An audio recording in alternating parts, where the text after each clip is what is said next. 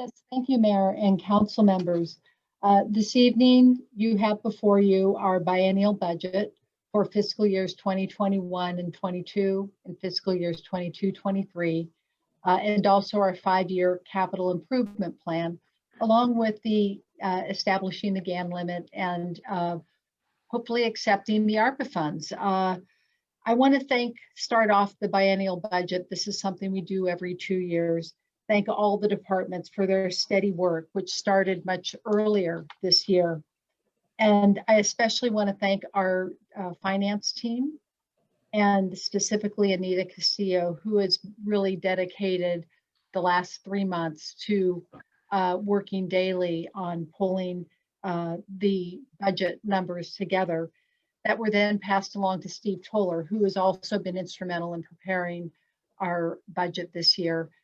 Steve is with Management Partners, and he's been invaluable with the long-range model that we have used regularly now to help forecast where we believe the budget will be. And it's been actually quite helpful and quite consistent.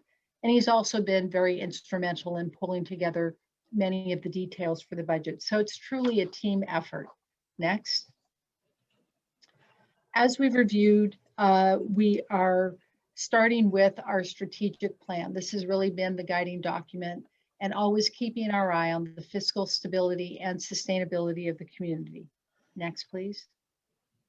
The big picture of this budget and the outward look is that it is a budget of restoring staffing and services, and that this can only happen thanks to the voter approved measures of our half-cent sales tax, our recently approved utility user tax, Measure WW, and the ARPA funds. That's the American Recovery Funds that have been provided by the federal government in response to COVID-19.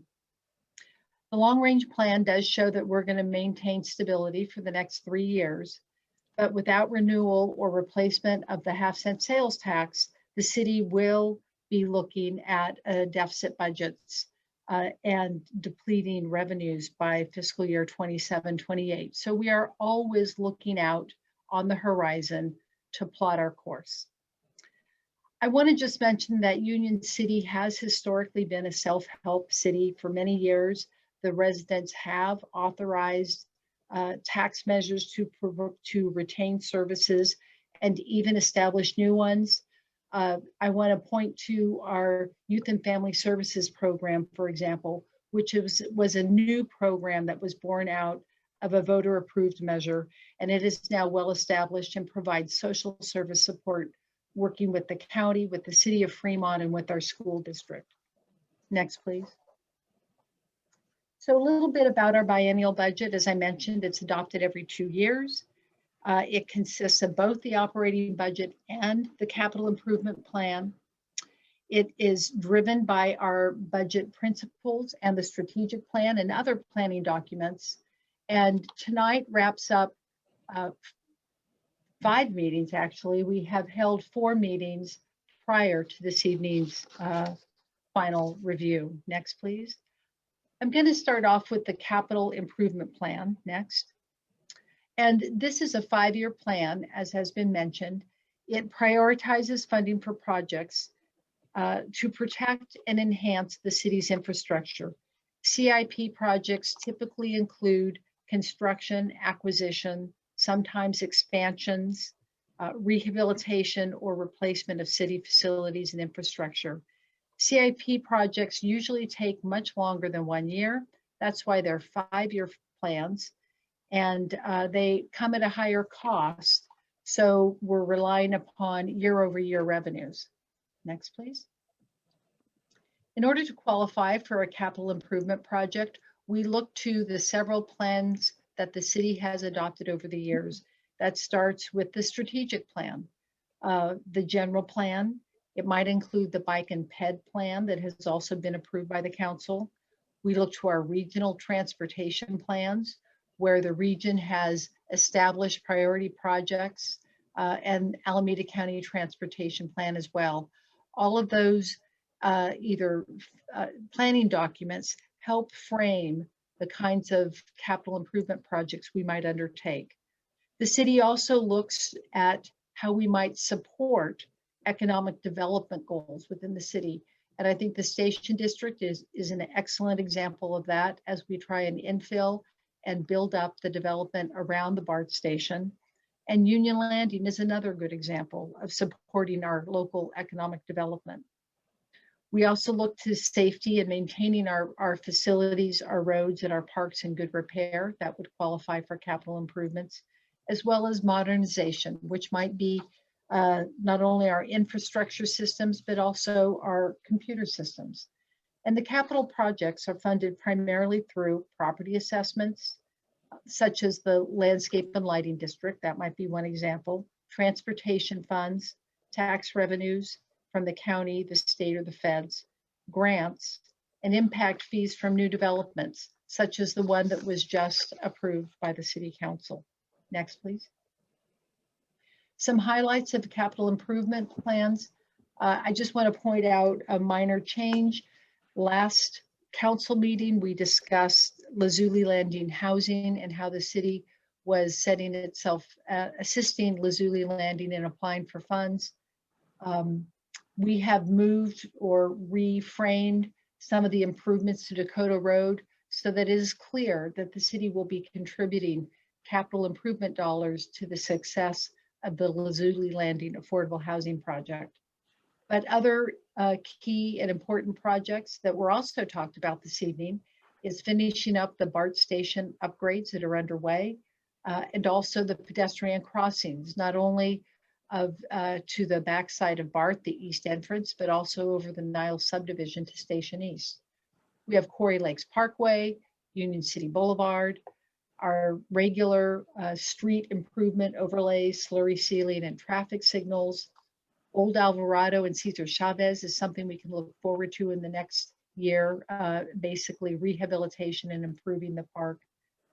City Hall building and interior improvements, that's something that we look forward to doing over the next 5 years, and also continuing to improve our IT infrastructure. Next, please. And now I'm going to talk briefly about the operating budget. This is the budget that funds our day-to-day city operations that the city is usually most focused on. And that includes funding for our police, fire, streets, and parks, as well as the administrative services such as finance and HR. This is the core of the city's operation, is the operating budget. Next, please. And I'd like to just touch on some of those key takeaways about the budget. This budget is really focused on the restoration of services. We had a tough year last year with the expiration of the public safety parcel tax, the impact of COVID, which really stripped the city's revenue sources from our hotels and our sales tax. And we weren't quite sure where we were going. We now have Measure WW under our feet. We are seeing COVID-19 recede and looking forward to recovery. So Measure WW, Measure AA are key components of the general fund operating budget. And it's important just to remember their place. They provide about 16% of our operating budget. As I mentioned, COVID-19 is now receding, but in terms of our long-range forecast, we don't expect our general fund budget to recover until about fiscal year 23-24. And that's really on track when we will see the hospitality industry fully come back, because our hotels are an important part of our general fund revenues. As I mentioned, we have the long-range forecast. We're always using that to measure our operating budget against. We have a 2-year budget here. It's still running in the deficit, but I'm going to talk a little bit more about that in a few minutes. We do see the recovery on the horizon, but we will always need to be thoughtful about our revenue sources. The general fund reserves are adequate, but as I mentioned, it is a deficit budget, and I will talk to you about how we're going to bridge that over the next couple of years. We do have adequate reserves, so we're in there's no concern there. And as I mentioned, it's very important, I believe now, to reinvest and restore our services to address the growth that we have on the horizon within the community. We also have adequate reserves for our CIP projects. And lastly, as part of the operating budget, we have at our disposal a resource for us is the 14 millions of the ARPA funds that will help restore and sustain the city through the COVID recovery. Next, please. So to talk a little bit about the operating budget, these should be familiar to the council of some of the initiatives that the departments will be undertaking. One is the restoration of services and staffing, which I've mentioned. We will be continuing with our COVID-19 recovery efforts. That includes education, information, PPE materials, as we reopen City Hall and other facilities. The digital transformation is very important, not only reinvesting in our own systems, but helping us provide better customer service. Cybersecurity, as we know, is critical to our operation. So we have, the council recently approved a cybersecurity manager, which we will be filling in this next budget year. Preparation is always very important to stop cyber attacks, but resiliency is just as important. As we see in the news every day, companies and governments all across the country are having to deal with these issues. Reimagining policing is something that the city has focused quite a bit on the last year through our policing and community engagement. It will continue to be a priority with our police department as they fulfill the recommendations that have come out of the work groups as they frame their strategic plan. We heard this evening from our Economic and Community Development Department, we have close to 1,000 new units of housing coming to the city, followed by additional housing that we expect in the Station District area of about 300 units. There's also an initiative to follow the Hillside Specific Plan and build housing within the hills consistent with the specific plan. And we also have a housing element that we need to prepare in the next few years. So with all of this development on the horizon, it's important that we begin planning and staffing for that now. Lastly, I want to point out that was also briefed at the last council meeting was our homelessness program. We've been fortunate enough to receive a grant that will provide enough funding for 2 staff members to allow us to begin to really focus on homelessness issues in the city. Next, please. This is the meat and potatoes of the operating budget. I'm just going to point out, this was in your staff report. I'm just going to point out a couple of important things. The top, on the left-hand side are the fund sources that the city uses for all of its operations and projects. And the top fund, of course, is our general fund, which we really focus on. You can see that the revenues that have been significantly impacted by COVID-19 are down while our expenditures are up. And so this does have a deficit, this budget, a $6.6 million deficit, which we'll talk a little bit more about. The revenues, as we begin to climb out of the COVID-19 recession, you see our revenues are recovering, but our expenditures are still up. So we continue to run a deficit. I want to also point out the special revenue funds, which are those Measure B, Measure BB, Measure F funds. They're pass-through dollars. We're seeing a drawdown of those funds as well. We have a very healthy fund balance of over 19 million. One of the reasons that we haven't implemented more projects is because we have been so careful about restoring staffing as we've worked through this COVID-19 pandemic. And prior to the passage of Measure WW. As we staff up, we will begin to spend those dollars down as we implement more projects. That's why you see that large 3.5 million deficit. Again, you can see in the outer fiscal year of 22-23, the special revenue funds recover and are quite stable. Next, please. Next, please.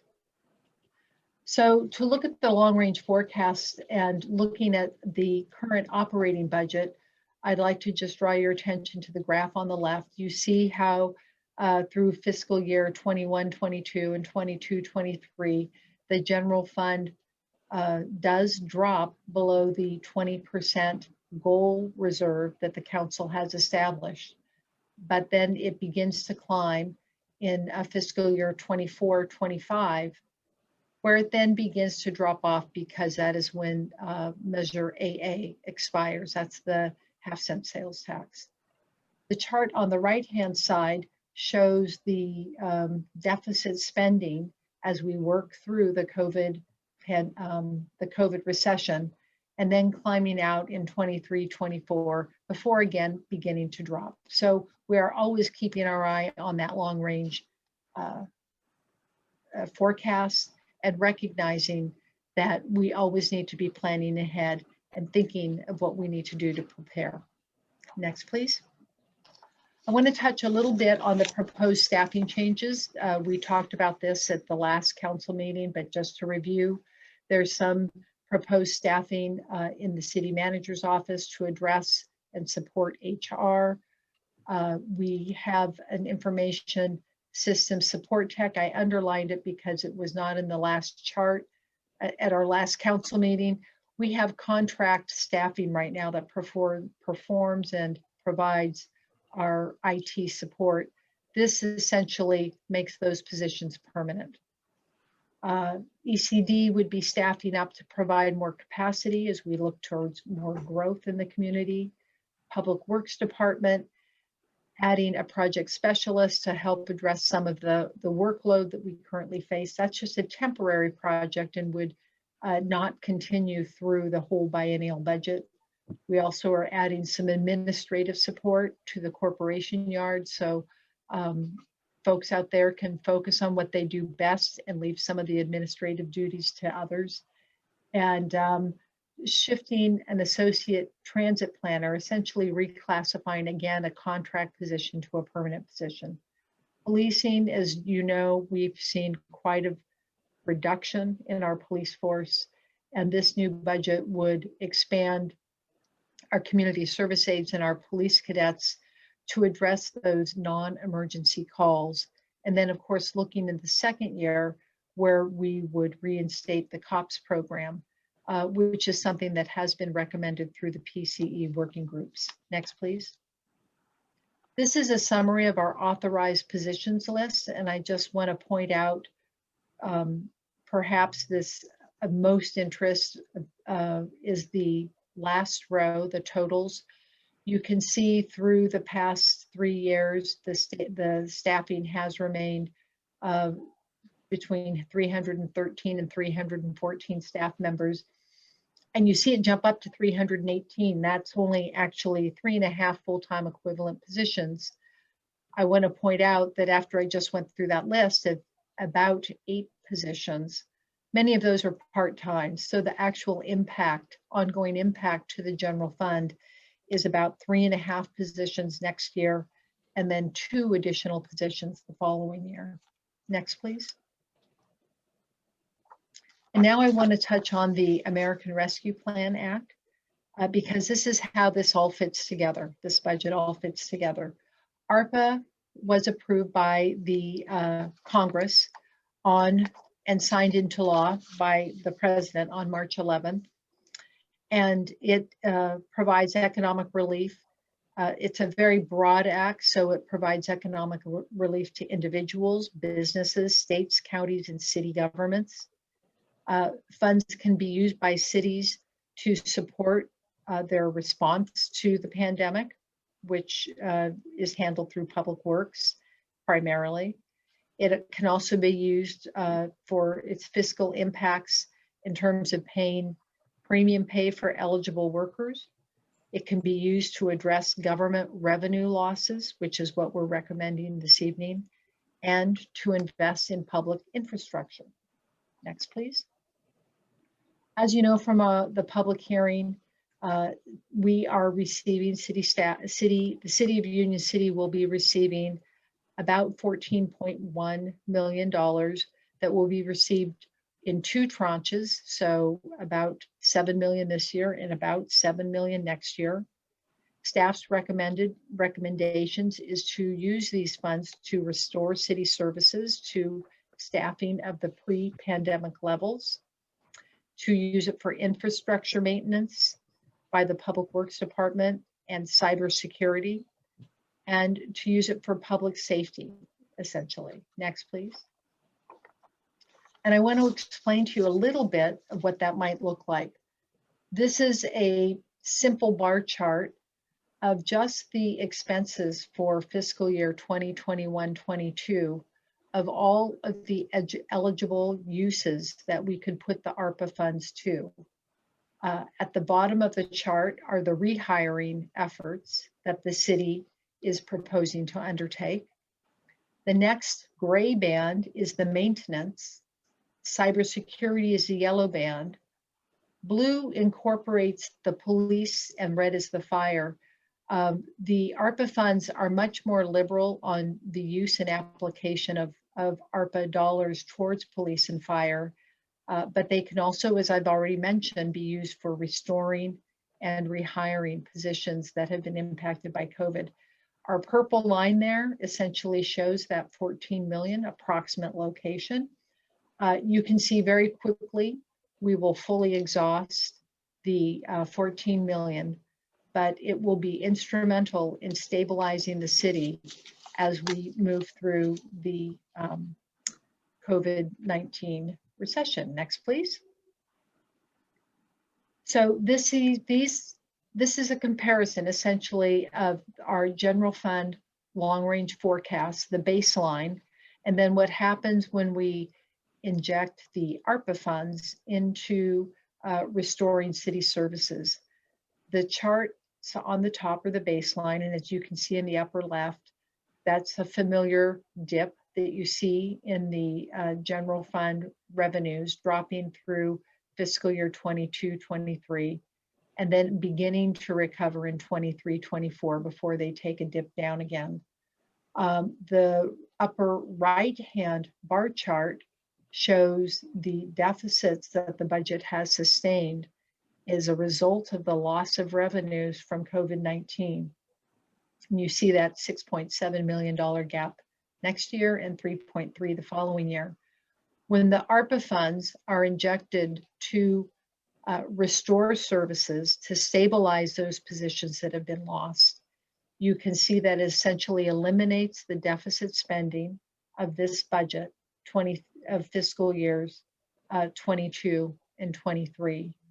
And then we retain a positive cash flow for 3 years, again, before beginning to dip down as a result of the expiration of Measure AA, the half-cent sales tax. But for the next fiscal year, the next 2 fiscal years, staff would be recommending that the ARPA funds be used to essentially address the revenue losses that we can then restore and replace the services and staffing that we have had to put on hold. Next, please. So this evening, staff is recommending to council to adopt a resolution adopting the biennial budget for fiscal years 21-22 and fiscal years 22-23 and approving the 5-year capital improvement plan for fiscal years 21-22 through 25-26. Adopt a resolution establishing an appropriations GAN limit for the fiscal year 21-22, and adopt a resolution accepting the receipt and use of the coronavirus state and local fiscal recovery funds from the American Rescue Plan Act of 2021.